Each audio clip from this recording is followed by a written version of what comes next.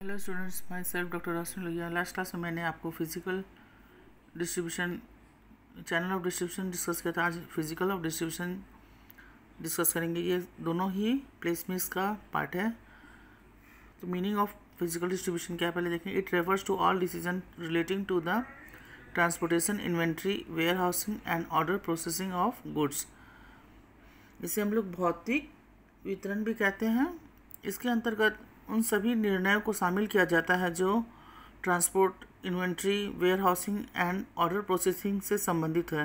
यानी यातायात, भंडारगृह और हमारा स्टॉक का मात्रा और आदेश प्रक्रिया क्या है, इन सभी से संबंधित निर्णय शामिल किया जाता है फिजिकल डिस्ट्रीब्यूशन के अंतर्गत। इसके एलिमेंट्स और components of physical distributions are order processing पहला, दूसरा transportation, third warehousing and fourth inventory. पहला देखेंगे हम लोग ऑर्डर प्रोसेसिंग क्या है। Order processing it means the time and steps involve between taking order from customer and delivery of goods as per order. Generally, the order processing involves steps like order placement to salesman, order transmission by salesmen to company, credit chart of customers by company, inventory and production schedule situation check by company, delivery of goods as per order, etc. इसका मतलब यह हुआ कि order आदेश प्रक्रिया, अगर कोई आदेश किसी वस्तु का होता है तो इसके में जो समय लगता है, जो कस्टमर ऑर्डर देता है और उन तक सामान पहुंचने की जो भी प्रक्रिया होती है, इसे हम लोग आदेश प्रक्रिया कहते हैं। इसमें कुछ स्टेप्स शामिल किया गया। पहला है कि कोई भी ऑर्डर प्लेस पहले कस्टमर अपने सेल्समैन्स को करते हैं और सेल्समैन्स उनके बाद कंपनी तक पहुंचाता है। ऑर्डर ट्रांसमिशन जो भी होता है वो सेल्समैन्स के द्वारा कंपनी को पहुंचाया जाता है। फिर कंपनी उस कस्टमर्स के साख को देखती है, चार्ट को देखती है कि उसका कैसा क्या क्रेडिट है, क्या उनका पूरे उनके कस्टमर्स को देखी कितना है नहीं है, कस्टमर्स के बारे में इंक्वायरी करेगी। और फिर वो अपने इन्वेंट्री और प्रोडक्शन शेड्यूल को चेक करती है और फिर delivery as per order goods का किया जाता है। Fast order processing give more satisfaction to customers but this involved cost of maintaining sufficient inventory, etc. Companies are now looking forward for information technology based system of order processing to make it fast and satisfy its customer. जितना हमारा order processing fast काम करेगा उतने ही हमारे customer satisfied होंगे, संतुष्ट होंगे। और इस फास्ट काम को करने के लिए आज कंपनी नई टेक्नोलॉजी का उपयोग कर रही है, जिसे हम लोग information technology based of order processing कहते हैं। ये फास्ट भी है और इससे कस्टमर संतुष्ट भी होते हैं। नेक्स्ट पॉइंट हम लोग अब सेकेंड पॉइंट देखेंगे। इसमें ट्रांसपोर्टेशन। ट्रांसपोर्टेशन क्या है पहले। It means physical movement of goods from place of production to place where they are required.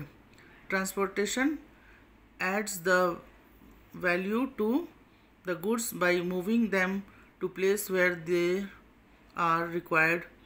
For example, apple, tea, etc.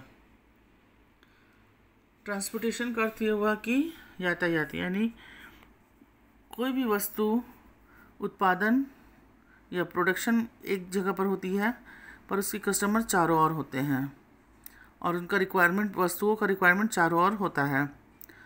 तो ट्रांसपोर्टेशन की मदद से एक वस्तु दूसरे जगह मूव कर पाती है और उसे उसके जहाँ ज़रूरत होती है उसे वहाँ पहुँचा जाता है मार्केट में। जैसे कि अगर एप्पल का ज़्यादा से ज़्यादा उत्पादन हमारा हिमाचल या कश्मीर में होता है, पर एप्पल सभी जगह हमारे देश में बिकते हैं और इसको पहुंचाने में ट्रांसपोर्टेशन का मदद लिया जाता है। इसी तरह से चाय पत्ती दार्जिलिंग असम में होता है पर इसके कस्टमर्स चारों ओर होते हैं और इसके लिए भी हम लोग ट्रांसपोर्टेशन का हेल्प लेते हैं। There are various means of transportation available. Example, railway, roadways, airways, pipelines, water transportation, etc. Each mode has its own advantages and disadvantages. यातायात के कई साधन हैं, जैसे कि रेल मार्ग के द्वारा भी हम अपने वस्तुओं को, ज़्यादा वस्तु होता तो हम लोग रेल के द्वारा ही ट्रांसपोर्टेशन किया जाता है। रोडवेज़ के द्वारा भी ट्रक या और कोई जो बड़ी बड़ी ट्रेलर के द्वारा वस्तु एक जगह से दूसरी जगह भेजा जा सकता है। एयरवेज़, इसमें ज़्यादातर कॉस्टली सामान या फिर जो जल्दी पेरिशेबल गुड्स होते हैं वैसे वस्तुओं का लोग ज़्यादा ट्रांसपोर्टेशन करते हैं। पाइपलाइन है, पाइपलाइन में गैस वगैरह को पास किया जाता है एक जगह से दूसरे कंट्री में या दूसरे शहर में। वाटर ट्रांसपोर्ट यानी बड़े बड़े जहाज़ों के द्वारा भी हम लोग एक जगह से दूसरी जगह सामान को भेजने का कार्य करते हैं।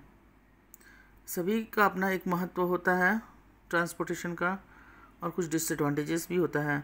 तो हम लोग अपने वस्तुओं के अनुसार चयन करेंगे कि हमें कौन सा माध्यम से, कौन से मार्ग से अपने वस्तुओं को ट्रांसपोर्टेशन का उपयोग करना है। नेक्स्ट है वेयर हाउसिंग। वेयर हाउसिंग का मतलब है यहाँ whatever it produced is not sold off immediately. Therefore, every company need to store the finished goods until they are sold in the market. Storage of goods is necessary because some goods like crops are seasonal in production but are demanded throughout the year, so that these have to be stored for supplying throughout the year. Warehousing का अर्थ हुआ कि जहाँ हम लोग अपने वस्तुओं को सुरक्षित रखते हैं, भंडार गृह कहते हैं इसे।